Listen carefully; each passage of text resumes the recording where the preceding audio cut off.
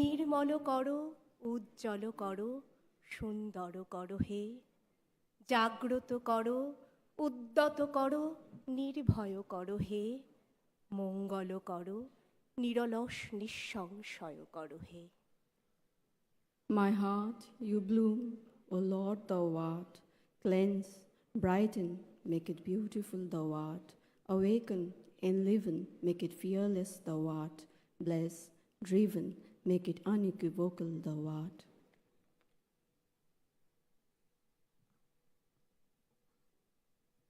A warm welcome and a very good morning to the honorable dignitaries, judges of the district judiciary under the honorable high courts of Calcutta, Guwahati, Sikkim, Manipur, Meghalaya and Tripura, ladies and gentlemen.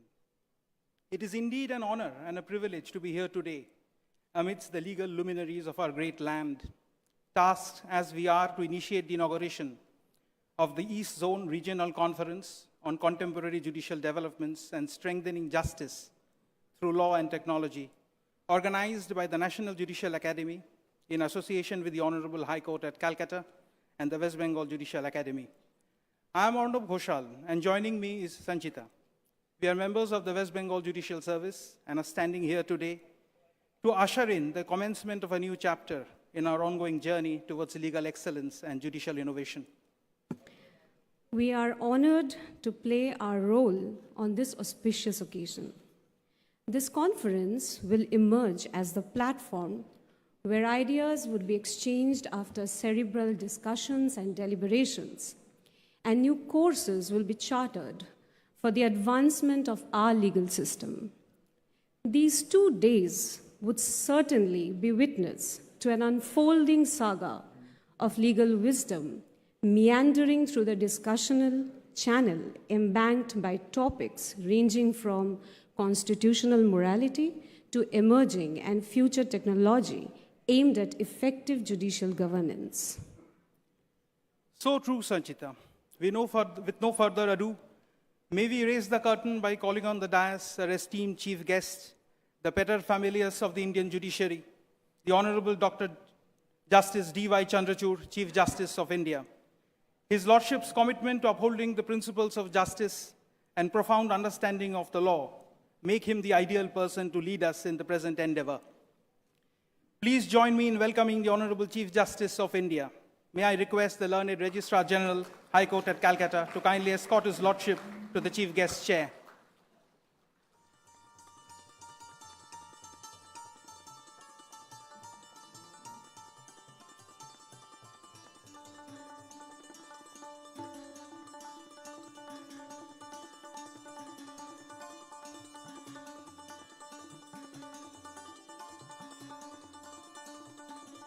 I would now request Srimati Mamata Banerjee, the Honorable Chief Minister of the State of West Bengal, to kindly accept her seat on the dais. I take this opportunity to acknowledge the state's assistance in fructifying the conference and wholeheartedly thank the Honorable Chief Minister for the same. Learned Registrar Inspection 1 will please usher the Honorable Chief Minister on the dais.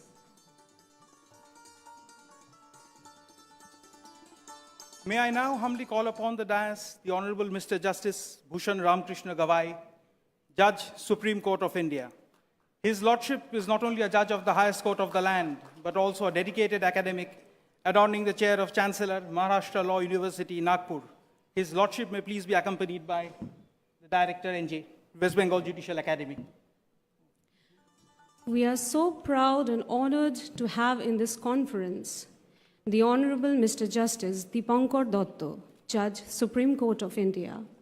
His Lordship, a quondam teacher of constitutional law of the Calcutta University, is one of the dazzling products of the Calcutta Bar. His Lordship is requested to grace the dais.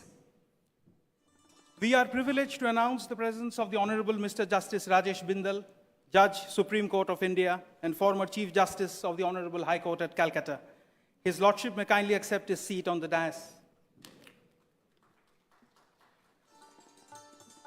May I now cordially invite on the dais the Director of the National Judicial Academy, the Honorable Justice Aniruddha Bose, former judge of the Supreme Court of India and a legal academic of repute, and request him to grace the occasion.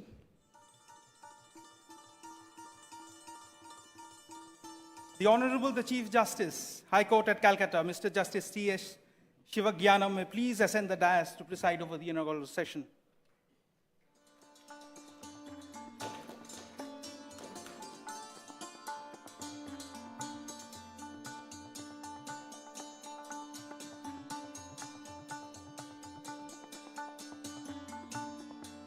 My Lord the Chief Justice has graced the dais.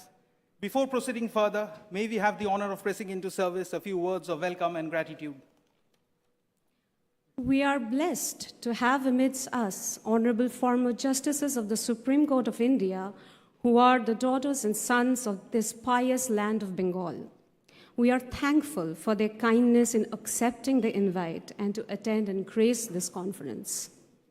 I may now proclaim the benign presence amidst us of a distinguished jurist and the first law officer of the Union of India, Mr. R. Venkataramani, Attorney General for India.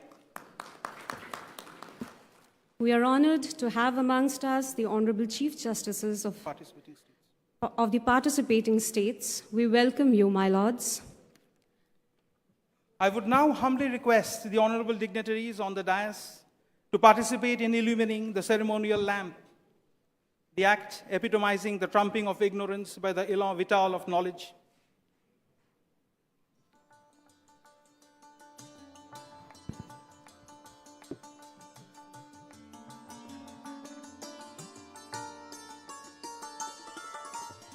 Shubham Karuti, Kalyanam Arekyam, Dhanasampad, Shatru Buddhi Vinashaya, Deeparjati Namastute. Deeparjati Param Brahma, Deeparjati Janardhana, Deepamihara to Papam, Deeparjati Namastute.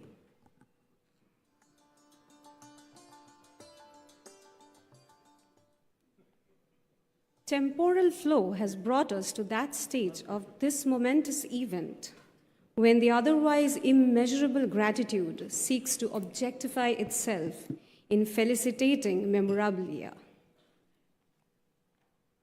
The joyous ceremony must begin with the Honorable the Chief Justice of the High Court at Calcutta, Mr. Justice T.S. Shivagyanam, felicitating the Honorable Chief Justice of India, Justice D.Y. Chandrachud.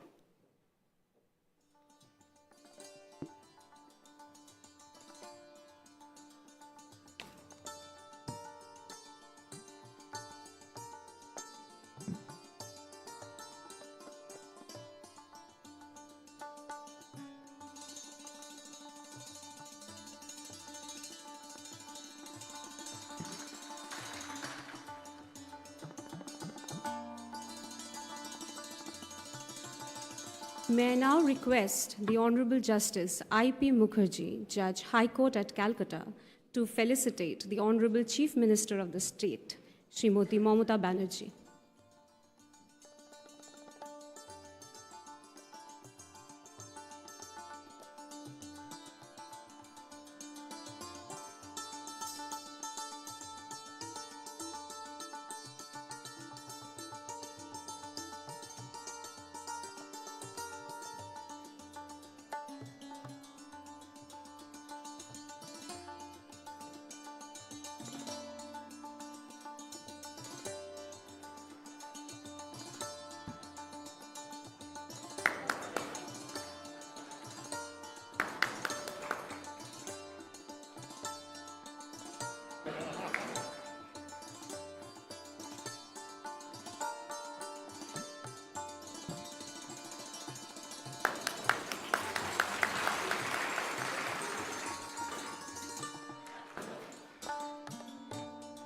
The Honorable Justice Harish Tandon, Judge, High Court at Calcutta, will please convey the small tokens of gratitude and commendation to the Honorable Justice B.R. Gawai, Judge of the Supreme Court of India.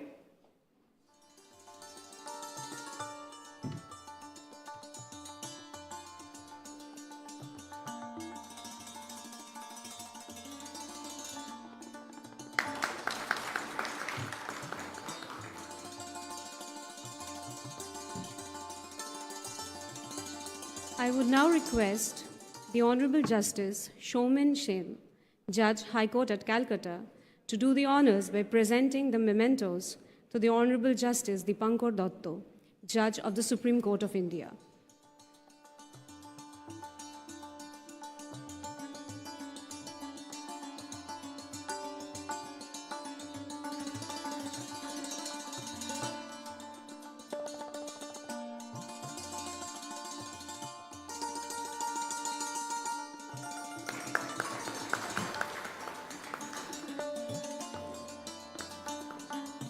May I now request the Honorable Justice Joymallo Bagchi, Judge, High Court at Calcutta, to present the mementos to the Honorable Justice Rajesh Bindal, Judge, Supreme Court of India.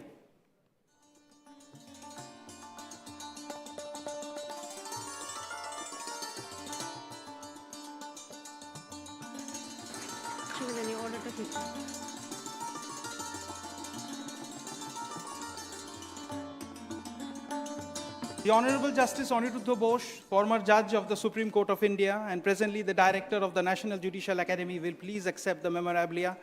The Honorable Justice Mamata Banerjee, Judge, High Court at Calcutta, will please do the honors.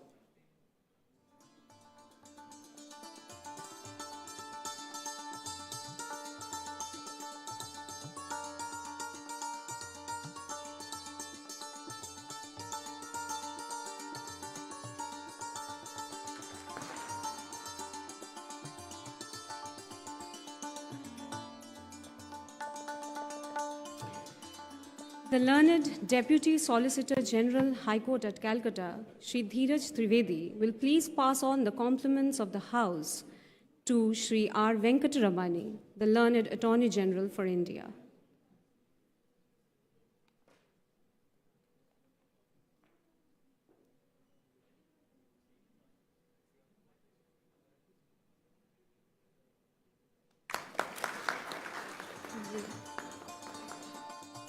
May I now request the Honorable Justice Topobroto Chakraborty, Judge, High Court at Calcutta, to felicitate the Honorable the Chief Justice of the High Court at Calcutta, Mr. Justice T.S. Shivagyanam.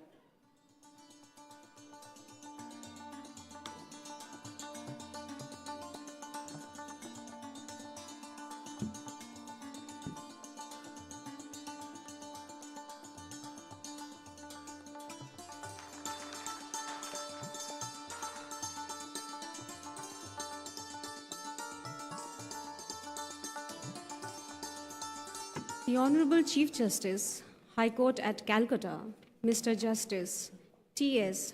Shivagyanam, presiding over the inaugural session, is requested to be pleased to deliver the welcome address. His Lordship's welcome address, I'm sure, would prime the intellect of the participants and goad them to deliver their best at the working sessions. My Lord.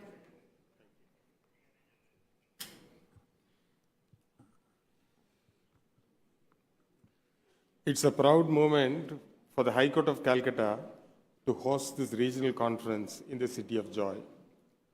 At the very outset, I express my gratitude and sincere thanks to the Honorable Chief Justice of India, Dr. D.Y. Chandrachud, for gracing the occasion and to inaugurate the conference.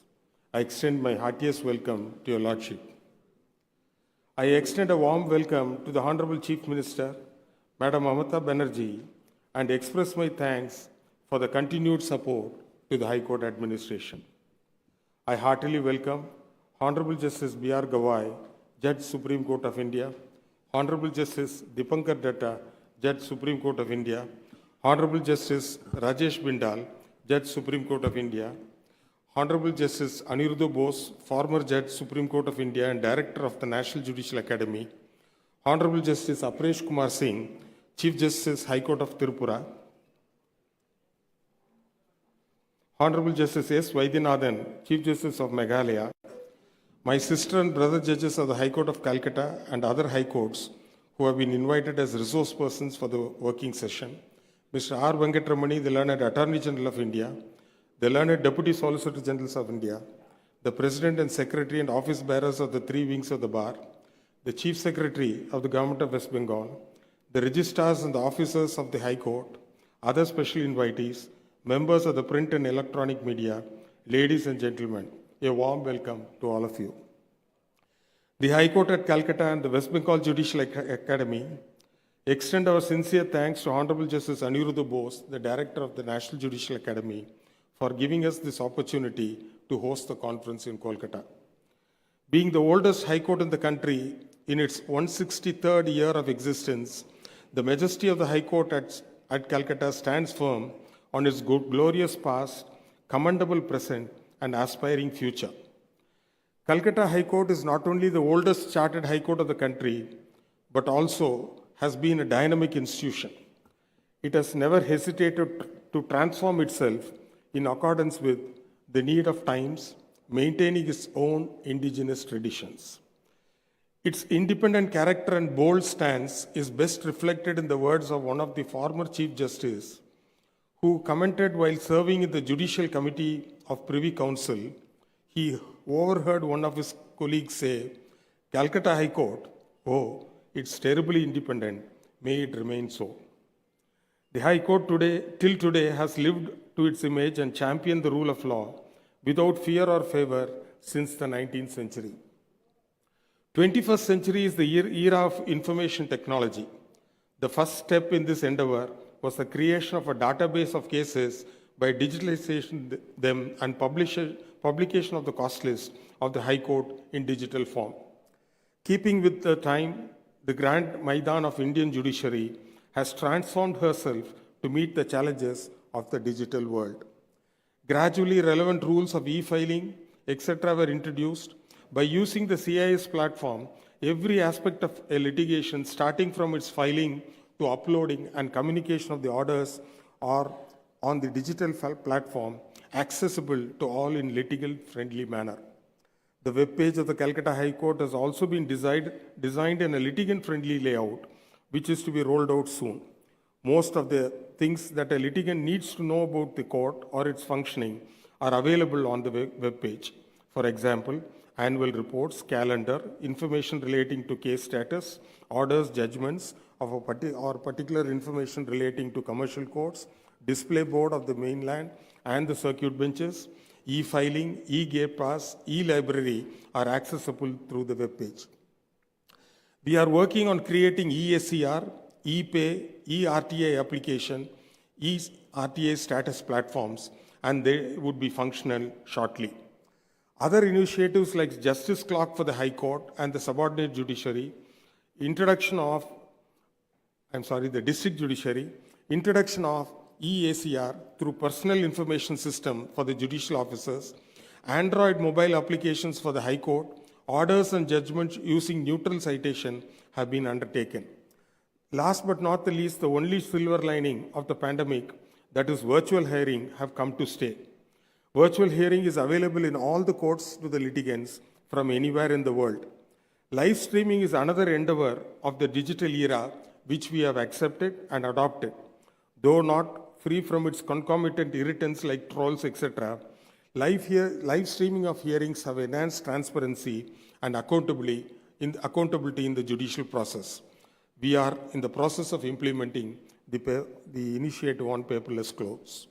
In compliance with the desire and directions of the Honorable Chief Justice of India, the task of translating the reportable judgments of the Honorable Supreme Court of India as well as the High Court of Calcutta is being done with the assistance of the SUAS tool under the supervision of a committee of honorable judges constituted for the purpose. The website of the Calcutta High Court has been made accessible in terms of the directions of the Honorable Accessible Committee of the Supreme Court of India.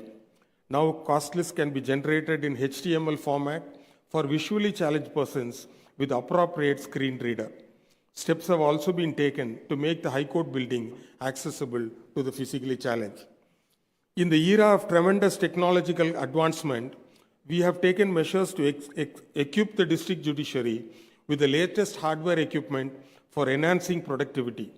We have provided judicial officers with high-end laptops, and speech dictation software are in the process of procuring digital law library for the judicial officers. We have already implemented the FASTER throughout the state of West Bengal and Andaman Islands. This would not have been possible but for the financial sanction provided by the government of West Bengal. We are proud to mention that the Honorable E Committee of the Honorable Supreme Court, in their special edition of the newsletter, has elaborately showcased the various e-initiatives and best practices adopted by the High Court of Calcutta. We convey our sincere thanks to the Honorable Chief Justice of India. As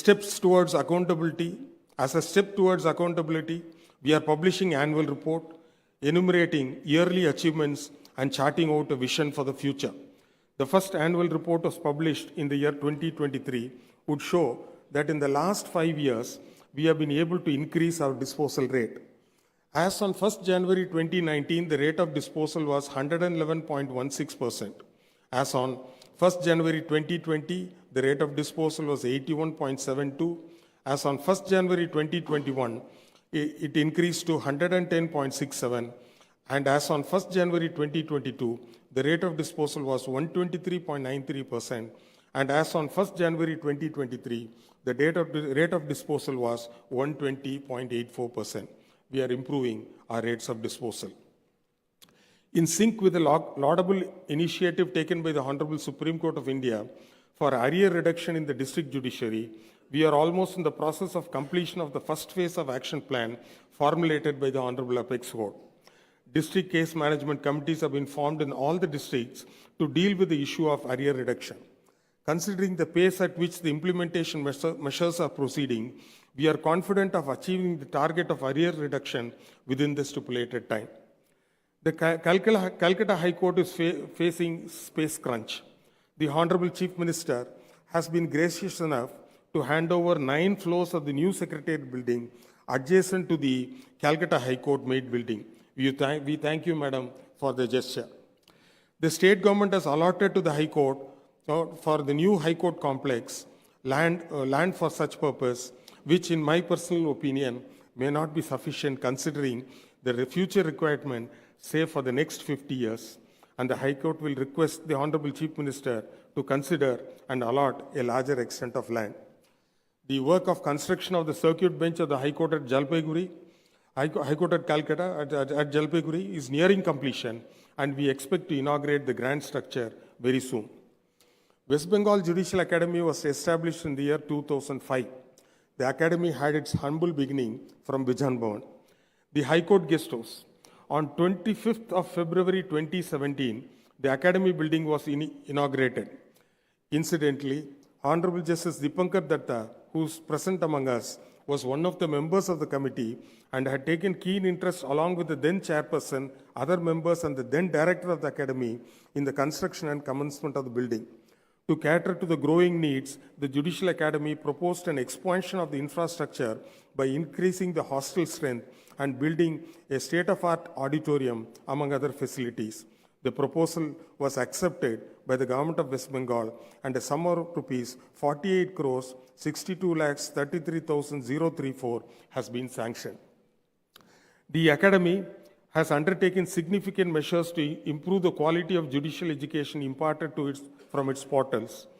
It has partnered with international organizations like Central and East Europe Law Initiative to train master trainers in specialized area. One such program on anti-human trafficking was undertaken on 3rd and 4th February 2024, and another on transnational crime is scheduled to be conducted on 20th and 21st July 2024. Yesterday, the Honorable Chief Justice and other dignitaries released the primer, a pioneering effort of the West Bengal Judicial Academy under the chairmanship of Honorable Justice Joymala Bakshi for the purpose of capacity building of judges. It is a momentous occasion for the High Court at Calcutta and the West Bengal Judicial Academy to host such a luminous gathering. I hope it's a memorable experience for all of us, and it enriches and empowers us to serve the cause of justice and the people of our nation in a better way. I thank my brother and sister judges for their unstinted support, guidance, and assistance rendered to me both during my tenure as AD1 and after becoming the Chief Justice. I have very interesting anecdotes to share about each of my brother and sister judges. However, due to paucity of time, I am unable to do so. All that I can say is they all stood by me, helped me in discharge of my administrative functions. I convey my sincere thanks to the Learned Registrar General and the Learned Registrars, past and present, officers of my secretariat and other officers and staff for their tireless effort put in to enhance better functioning of the Calcutta High Court and to make the program a grand success. I am sure your Lordship's stay in Kolkata is comfortable, and if any other requirement is to be met, kindly let us know. We shall ensure the same. I once again extend a warm welcome to their Lordship and to one and all. Thank you. Jai Hind.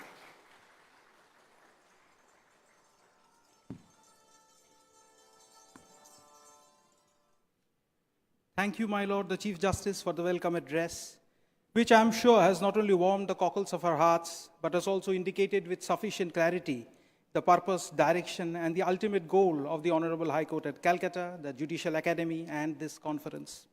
His Lordship's insights and visions will undoubtedly set the stage for productive discussions and meaningful outcomes. The time has come to request the Honorable Chief Minister of the State of West Bengal, Srimati Mamata Banerjee, to say a few words. Madam Chief Minister, if you may, please.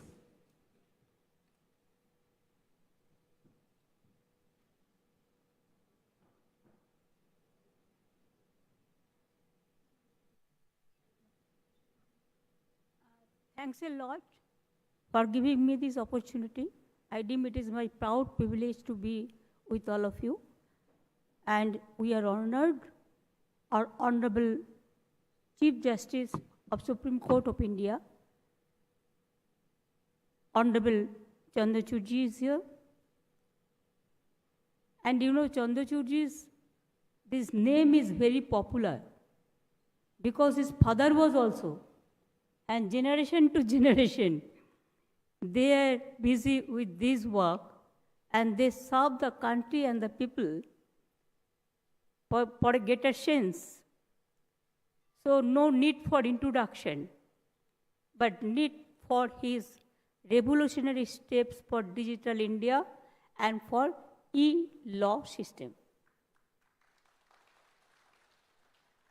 Mr. Gawa, thank you so much for coming over here. Bindalji, Aniruddha, sorry, I should not say Aniruddha, but our Bengali, the habit is Dada and Didi. It is to give them respect. So, Mr. Aniruddha Bose, Dipankar Da, and Dipankar Datta, Amader Chief Justice of Calcutta High Court, আমাদের হরিশ ট্যান্ডনজি, জয়মাল্য বাগচিজি, IP Mukherjee, attorney জেনারেলজি, my colleague, Law Minister Malay Ghatok, my Finance Minister Chandrima Bhattacharya, all the judges of Calcutta High Court, and all the judges from District Judiciary and Northeastern part also, and all the registered also. I don't know what to speak, but please consider me as your family member, because I also belong to this law fraternity. In my life, 3-4 cases I also fought, and they offered me one ground. I preserve it.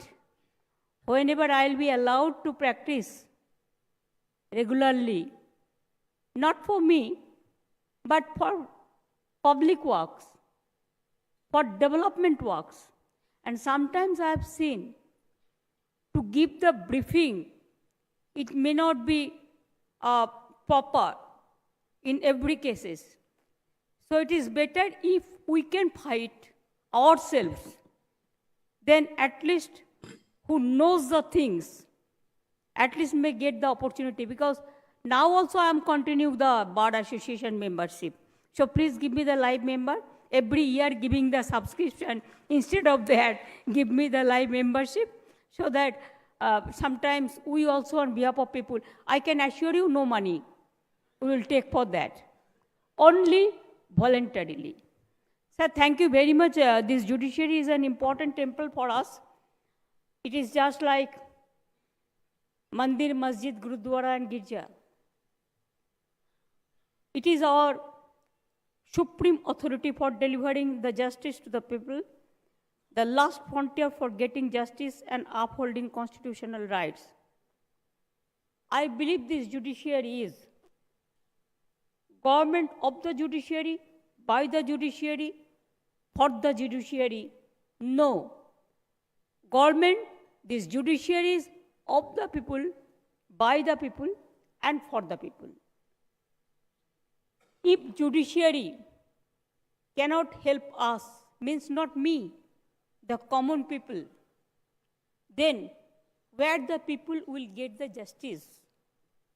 When the people, any problem comes, when we have seen some atrocious, terrible things, then only we hope with a greater interest that only judiciary can solve this problem.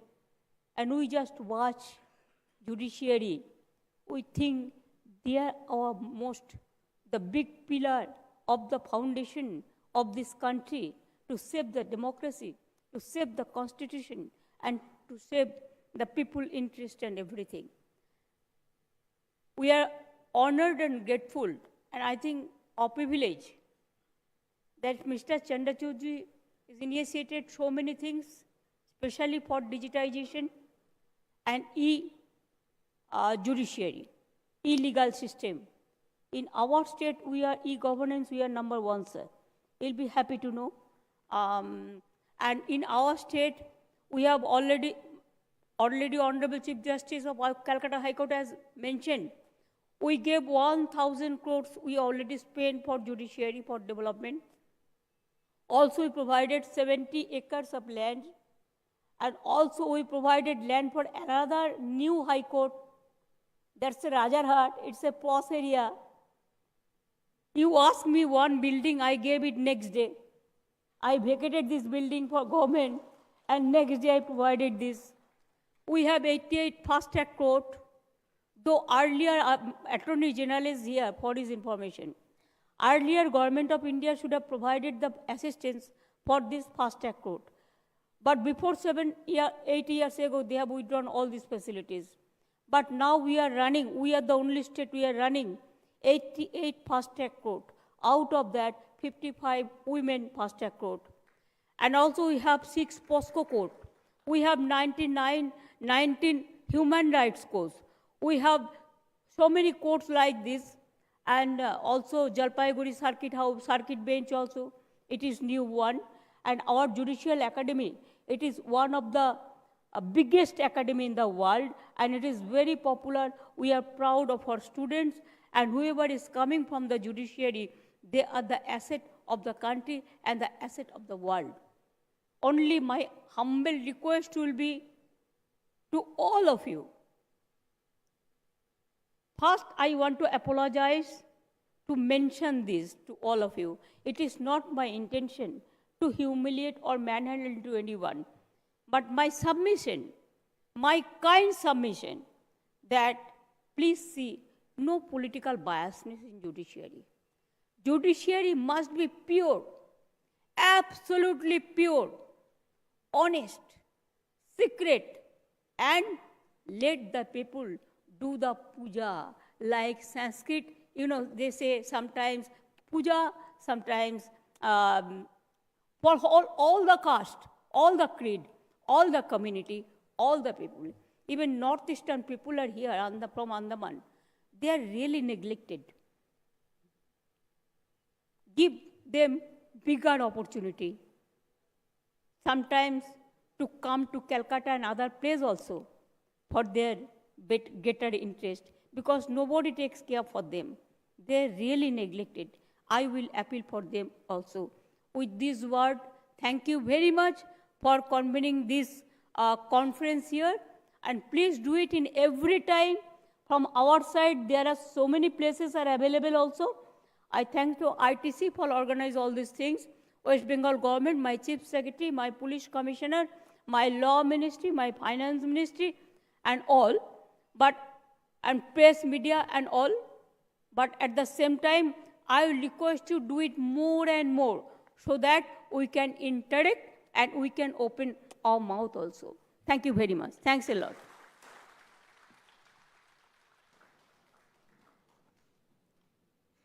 Thank you, Madam Chief Minister, for the special address.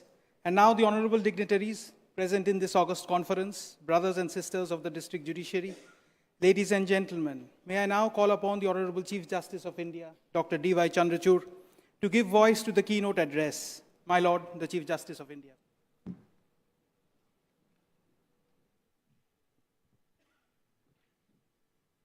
Namaskar. Honorable Ms. Mamata Banerjee ji, Honorable Chief Minister, my brother judges, Justice Bhushan Gavai, Justice Dipankar Datto, Justice Rajesh Bindal, Chief Justice of the Calcutta High Court, Justice T.S. Sivagnanam, Honorable Judges of the Calcutta High Court, Mr. R. Venkatramani, the very distinguished Attorney General for India, Justice Aniruddha Bose, Dada for us, who's been a very valued colleague and now the Director of the National Judicial Academy, the Law Minister, Finance Minister of the State of West Bengal, all the dignitaries who have come, judges who have come from across various states to attend the regional conference, ladies and gentlemen.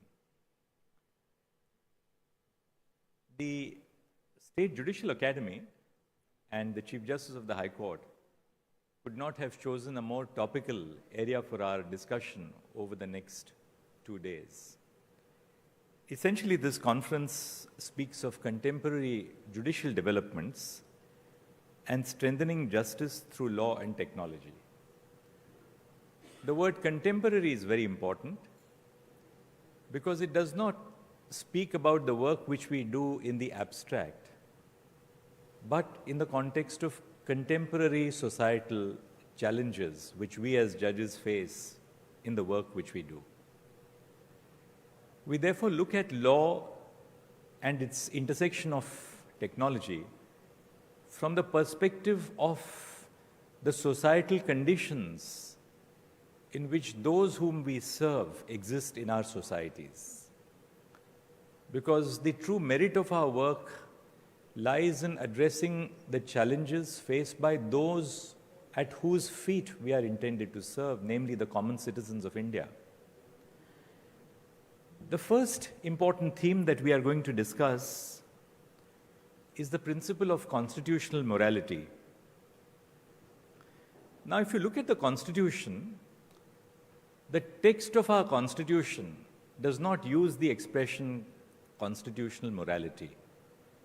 This phrase, into invert commas, constitutional morality, is not found anywhere in the Constitution. The Constitution uses the expression morality, but it does not use the expression constitutional morality. Now, all of you may be asking a basic question, which is, why are we discussing a phrase which is not used in the Constitution at all?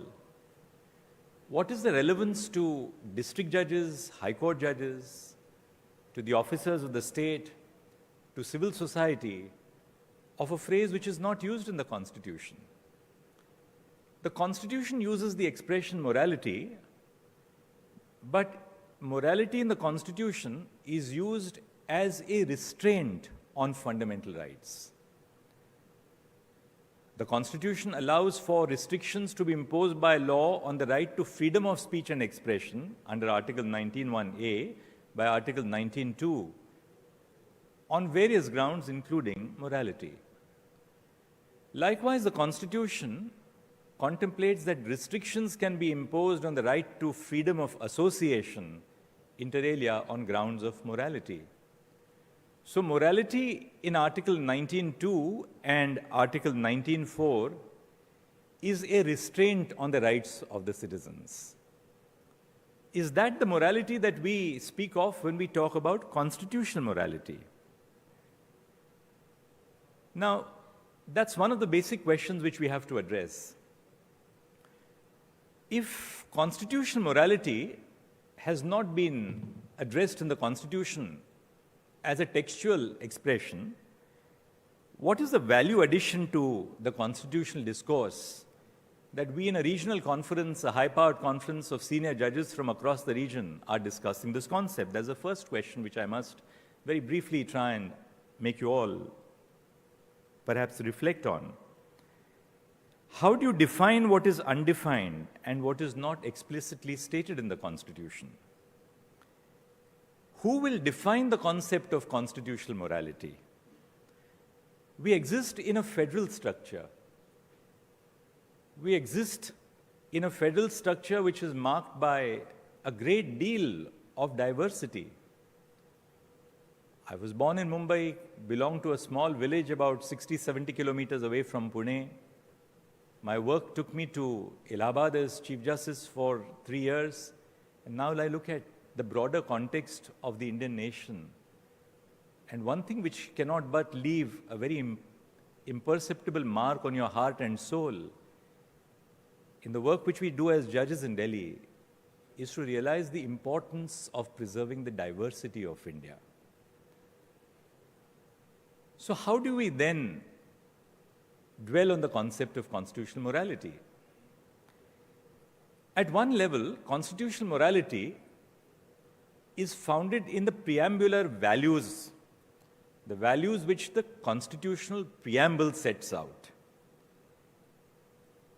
But if these rights have already been enunciated elsewhere in the Constitution, then why constitutional morality? In fact, I was one of those who applied this concept of constitutional morality when I wrote the judgment in the first round of the battle between the NCT of Delhi and the Union of India about 6 or 7 years ago. And responding to that judgment, the learned Attorney General for India, Mr. Venugopal, asked me in another case, he says, Judge, where do you find this doctrine in the Constitution? It was an academic discourse as constitutional cases involve. At a certain level, the preamble defines concepts and refers to concepts such as justice, social, economic, and political, liberty of thought, expression, faith, belief, and worship, human dignity, equality, fraternity. Now, these rights, which the preamble refers to, are found in the text of the Constitution. Article 21, the right to life and personal liberty, equality in Article 14. Then why are we evolving this concept of constitutional morality?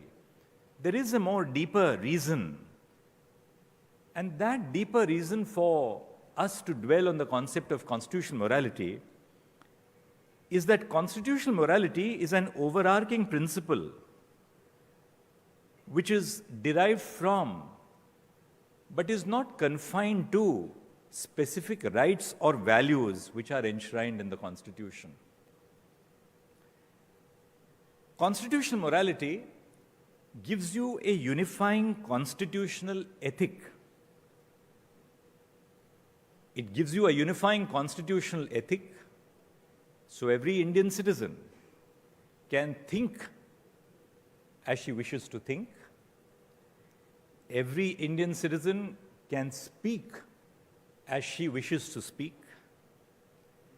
Every Indian citizen can worship as they intend to worship.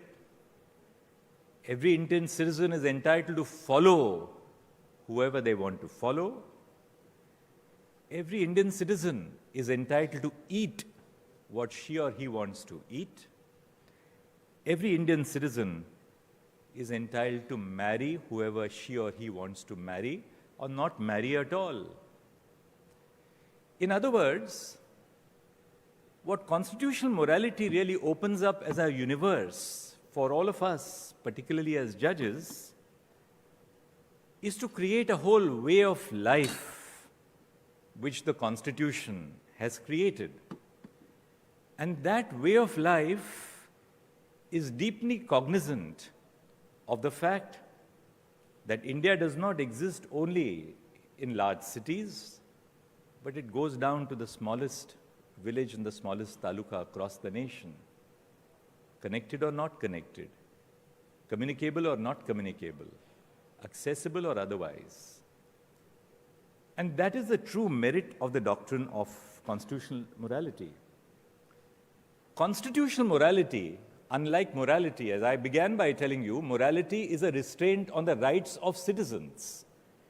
Constitutional morality, on the other hand, addresses itself to the state.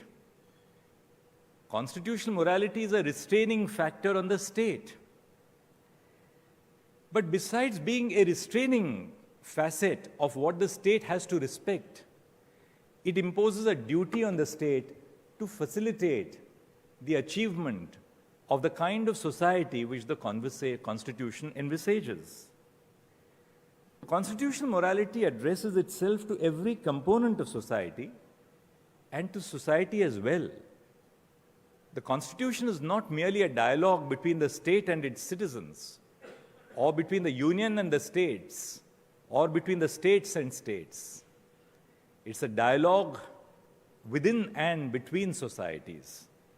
And constitutional morality addresses itself to every component of society, and the society itself telling society that you must allow for conditions which respect diversity, promote inclusion, and pursue tolerance. The heart of the nation is our realization of the importance of diversity, the need for inclusion, and the ultimate pursuit of tolerance, which defines why we are, 75 years after the birth of the nation, still a nation with such beautiful diversity and colors. But above all, since we are judges, constitutional morality reflects an institutional commitment of the court system, the institutional commitment of each one of us that we are but subservient to these values of the Constitution. Too very often, when we are addressed as honor, and we are addressed as lordships or ladyships, there is a very grave danger, and people say that, well, the court is a temple of justice. There is a grave danger that we perceive ourselves as the deities in those temples. Therefore, speaking for myself, though I have my own set of personal values which are deeply personal to me, I'm a little reticent when I'm told that this is a temple of justice. Because temple postulates that the judges are in the position of a deity. I would rather recast the role of the judge as a server of the people. And when you regard yourselves as people who are there to serve others, then you bring in the notion of compassion, of empathy, of judging others but not being judgmental about others, allowing other people to lead the lives as they lead. All of us know as judges that in the worst of criminal cases which come before us, we have a human being who is before us. And even when we exercise the power of sentencing, we do that with a sense of compassion, just as we do it with a sense of duty to the family of the victim who has been wronged. So it is these concepts of constitutional morality which I think are the key, not just for the judges of the Supreme Court or the High Court, but for the district judiciary itself, because the engagement of common citizens begins first and foremost with the district judiciary. The Supreme Court is the court of last resort, notwithstanding Article 32. The court of first resort are the district courts across the nation. The second aspect which I want to dwell on is why technology. All of us as judges have worked in conditions which are good, conditions which are not so good. There is a variety, a wide variation in the manner and conditions in which our judges work. What is the relevance of technology to common citizens? The reason why I thought I must mention this, which is the second theme of the conference, is that our mission towards technology, which I've really advanced as almost a mission of my life over the last 5 years that I've been chairing the E-Committee of the Supreme Court, is not that we want to modernize the Indian judiciary for the sake of modernization. Modernization is ultimately a step in aid of something else that we want to achieve. The government expends large funds on modernizing the judiciary. and technology is no exception. Phase 3 of the e-courts project, Justice Bindal is going to chair that session, has an outlay of 7,000 crores.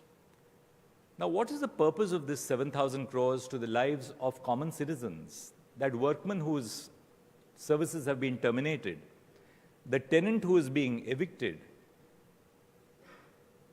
that man in the farm who wants a mutation entry, a partition suit between brothers which is pending for so long. What is the relevance of technology to common people? First and foremost, and I'll highlight 3 facets. First, in the work which we do as courts, language is a central barrier to accessing justice and understanding the work which we do. First, all our textbooks are written in a language which is unknown to common citizens. Mullah's Transfer of Property Act in English, or Sirvai's Constitution of India, or D.D. Basu's Constitution of India, the shorter Constitution of India. How does the common citizen access those seminal words of the text which are meant for them? But technology can provide us with some answers. Language is a real problem. 37,000 judgments of the Supreme Court since independence have all been written in English. But these judgments deal with common citizens' problems, that right of maintenance to the woman, the right of someone who's accused of an offense under Section 498A to seek bail, the right of a person who's subject to a very serious offense to ensure that the offender is tried in accordance with law expeditiously. Now, technology has enabled us to translate the judgments which we are writing, and I'm glad that this mission which we began in the Supreme Court of translating, we have translated over 51,000 judgments. As I said, there are 37,000, but we are translating the judgments of the Supreme Court in every language which is recognized by the Constitution, including Bangla. I had to emphasize Bangla and Odia because my wife is very fond of Odia. Being an Odia and being very close to Bangla, of course, that's in a lighter vein. But apart from that,